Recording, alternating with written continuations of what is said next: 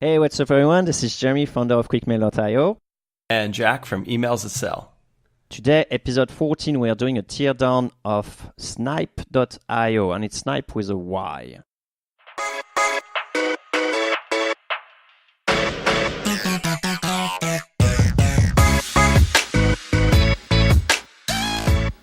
Jack, do you want to tell us why we are doing a teardown of Snipe.io today?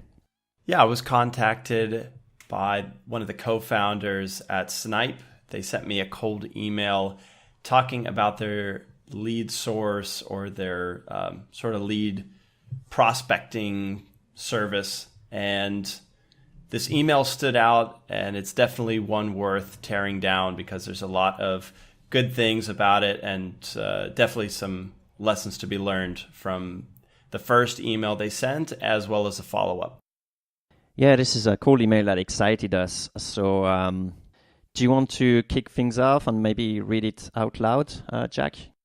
Sure. So the subject is new lead source, and then they have a sort of an emoji, although it's not an emoji. It's just kind of a smiley face.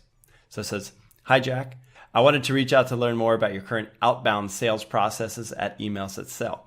Reason being, we recently launched a new service which allowed you to go from URLs to verified business emails with accurate titles from LinkedIn to build highly targeted prospecting lists.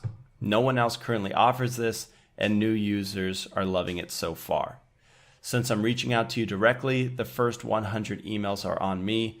Would you have any interest in trying something like this out? Regards." All right. So Jeremy, tell us what you think about, let's say, the subject line, and we'll go from there. Yeah, sure. So as we mentioned, in other episodes, the subject line is not, usually a deal breaker.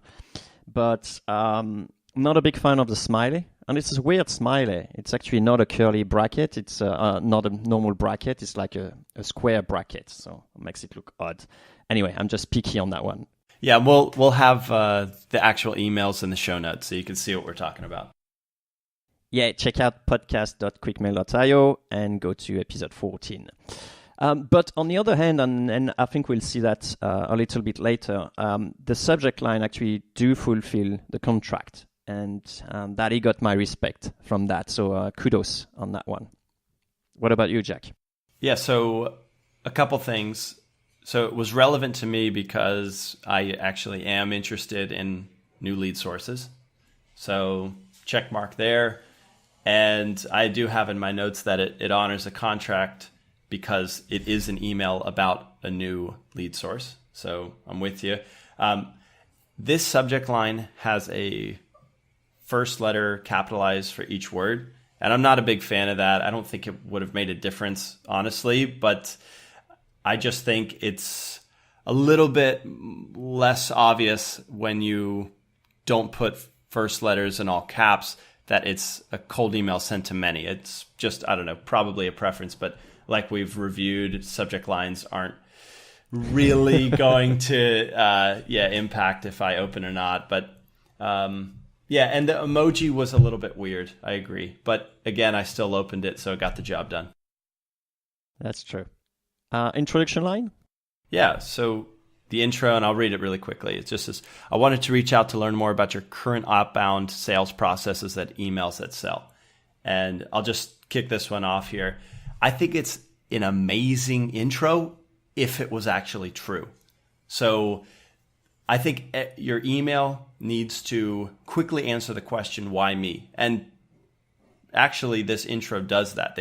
They're reaching out to me to learn more about my current outbound sales processes. But the rest of the email doesn't ask me a single thing about what my process is. And it just says, it just talks about their new service. So I'm going to say they had the right, let's say, framework here to answer the question, why me? They just didn't really live up to it. It's a bit like putting the dust under the carpet. Kind of thing. Totally. Do you have any, did I miss anything on your end? What do you got? I thought the intro was nice, not very pushy, and it got my guards down, because it just say, learning about things. It's not like selling about, talking about selling stuff. So I'm basically listening at this point. It's like, okay, I'm listening. What you got? And I think that was a nice job, as an introduction, because that's really what the point where you want to be, is people actually be in a state of mind where they can listen to what message you have to say. So that's a good job on that as well. Okay, should we move over to what I'm calling the benefit section now? Okay, go for it. All right, quickly reading through it. It says, reason being, we recently launched a new service which allows you to go from URLs to verified business emails with accurate titles from LinkedIn to build highly targeted prospecting list. No one else currently offers this, and new users are loving it so far. Jeremy, why don't you take this one first? All right. So I think I like the time factor, kind of like makes sense. It's like we recently launched something, so it's like, oh, okay, you're informing me. It's like I feel there is a sort of like gift. It's like I'm being one of the first one to know, and I kind of like that. It makes me feel a bit special. What do you got so far, Jack? As far as a benefit section, when they mentioned I could go from URLs to verified business emails with titles, and this would help me build highly targeted lists, I think that's pretty cool. So they've got my attention. Now, the part where it says no one else currently offers this, I'm not so sure about that. There's quite a few prospecting tools out there, and just with the information I have here, I'm not clear on how it's unique to others. But that's okay. Maybe there is something that they offer that no one else does. I'll give them the benefit of the doubt there. Now, I have one last note here. When they said new users are loving it so far, this doesn't do anything for me. I think it would have been far more effective by inserting a testimonial or a mini case study here. So, for example, mini case study would be like a hard stat that others have been benefiting from. For example, find emails for 95% of the prospects on your list. That would have been, or even better, find valid emails for 95% of the prospects on your list. That would be something I could compare right now to other ways of prospecting. Or they could throw in a testimonial like, this customer says it's the only tool my sales team uses now, and we're closing more deals than ever thanks to its reliable data. That would have been much more effective to get me engaged with this company. I will double down on that one, because actually my note says that I would love, I don't necessarily, I'm not a big fan of, the other users are loving it. It's like, so what? It's like the benefits, the goal of a tool is not that people love that tool, is that it provides a certain benefit or a certain value. So I had as an example, like new users are getting 5 times more sales as a result on average, by using that services, something that would have been pretty good. And another point as well I forgot to mention is like I did like the brackets with accurate titles from LinkedIn. It really means that we are not one of those other one that claims it. We actually really have good stuff, and I like it was like a bracket stuff, like on a side note. It's actually different. That's what I picked up.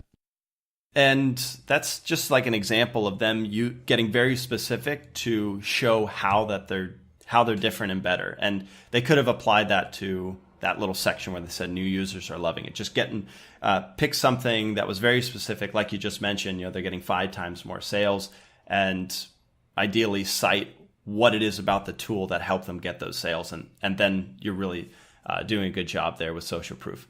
So it looks like we've got one more section. I'll do a quick read through here. This is the Ask section. Since I'm reaching out to you directly, the first 100 emails are on me. Would you have any interest in trying something like this out? Jeremy, I'll kick things off with this section here.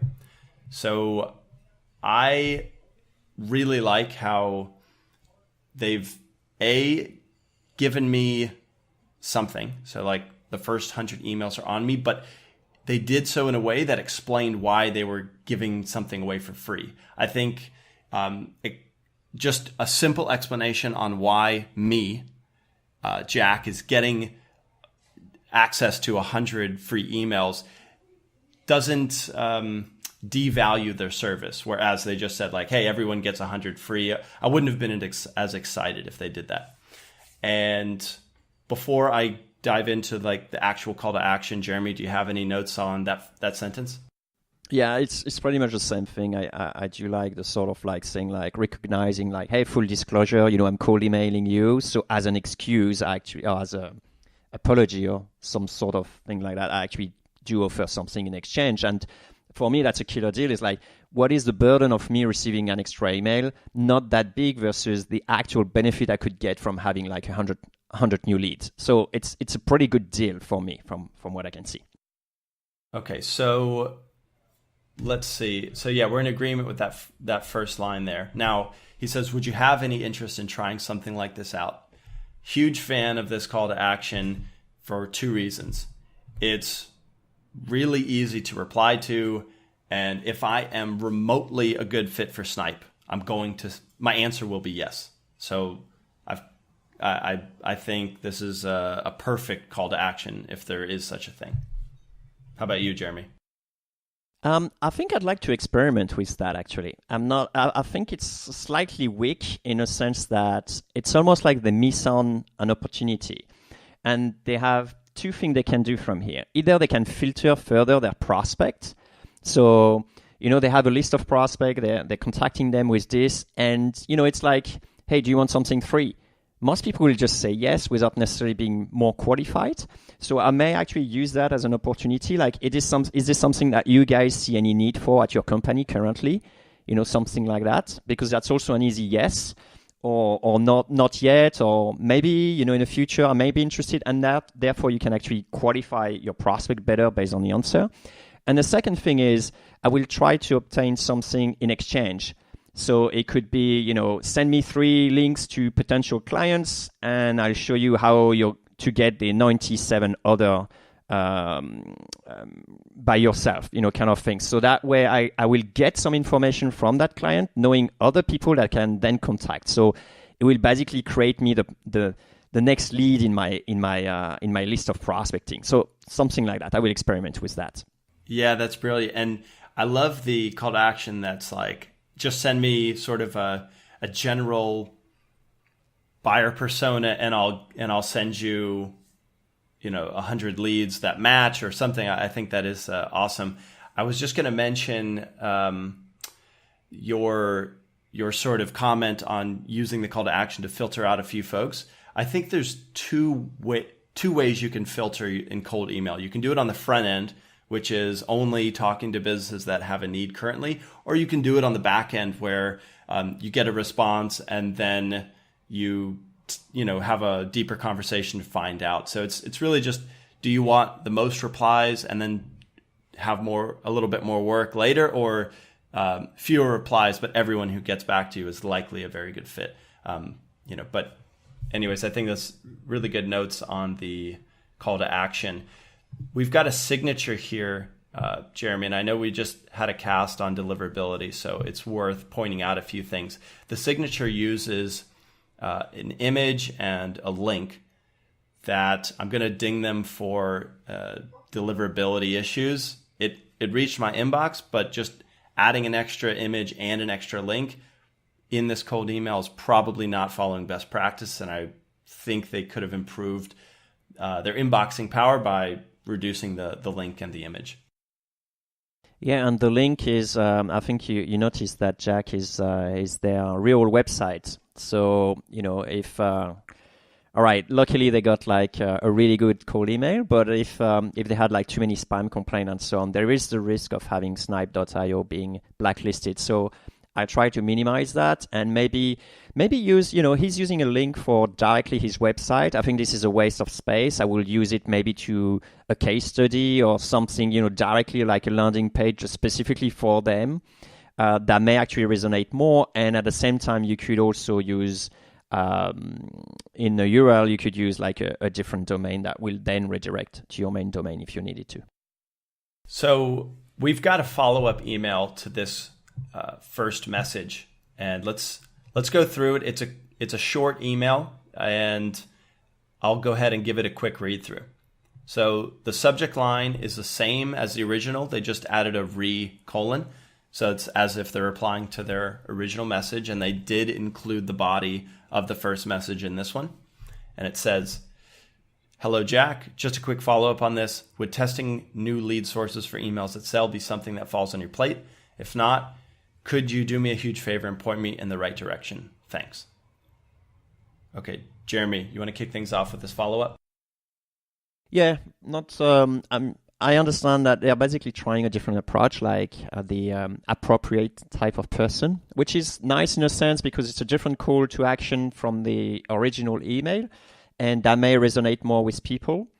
How long did you wait before receiving the follow-up?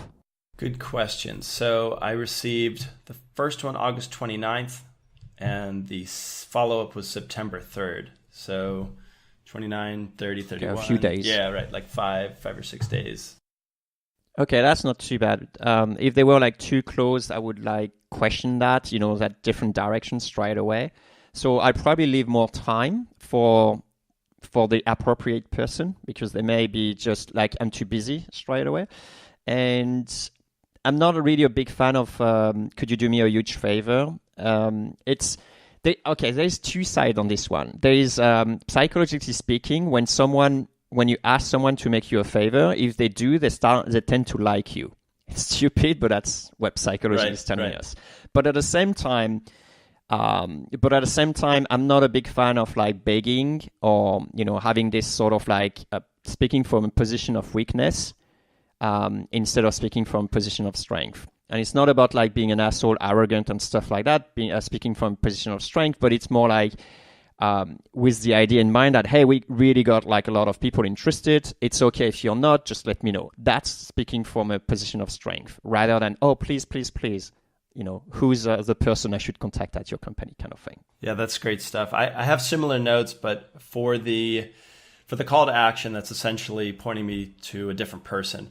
I think it's just too early in this campaign. It feels like they sort of haven't done enough homework to be sure that, hey, like this is something that is relevant to me.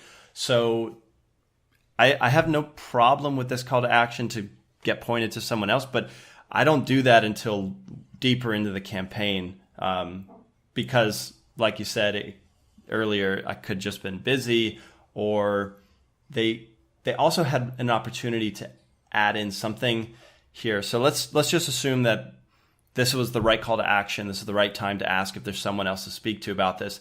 They didn't really say why this would benefit the company. So if they threw in one other benefit that made me feel almost obligated to share this with the right person, because if I didn't, my company would suffer from it, then I would have to forward it, or else I wouldn't be doing my job as an employee. So let's take an example. I would have said it is, instead of just saying, would testing a new lead source be something that falls on your plate? We could have added on to that saying, if not, this might help your company find leads faster, save time, reduce your bounce rate to less than 3%, contact 200% more leads next quarter, whatever, something that my company can benefit from. And just adding that, I think, would have improved their positive response rate here. Love it. And yeah, and just a short note on length. It's a really quick follow-up, no problems there. And yeah, that's my notes on this follow-up. But in all, I think, Jeremy, you'd agree this is probably the best cold email that we've reviewed on the cast so far. And a lot to learn from it, a lot to take from it. We didn't review a lot of them, but so far that's definitely the best one. How much should we give it? Oh, A through F? Yeah. I just wish, honestly, I really do wish that intro where it says, I want to learn more about your current outbound sales process, I wish that was true. If it was, I'd feel good about giving them an A, because everything else was actually pretty good. So you got a bad taste in the end. Oh, yeah, exactly. So it's like, that's where I'm coming from when I give them a B-. Oh, B-. Wow, you're playing the bad cop today. I know. And it's really mostly because of that. What do you got, Jeremy? I give them a B+. Yeah, I give them a B+. So I think we can just land on a B. Okay, perfect. Yeah, but all in all, this was well done. And hopefully anyone listening can use some of these notes to send out some even better cold emails. Awesome. I'm into that. All right. Thanks, Jack. Awesome cast. Awesome cast, Jeremy.